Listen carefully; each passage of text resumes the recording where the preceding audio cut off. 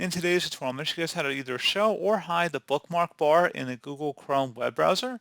So if you want to always enable that view or disable it from always showing up in the Google Chrome address bar, or I should say right underneath of the address bar, then in today's tutorial, I should have you covered. And without further ado, let's go ahead and jump right into it. So we're going to start by selecting the three-dotted icon up at the top right corner of the Chrome browser to open up the menu here, and go down and select the settings option. On the left side, select appearance, and then underneath where it says appearance, show bookmarks bar. You either toggle that to the on or off position if you want to enable that view. So I don't have any bookmarks saved in here, but let's say I went ahead and saved the bookmark here.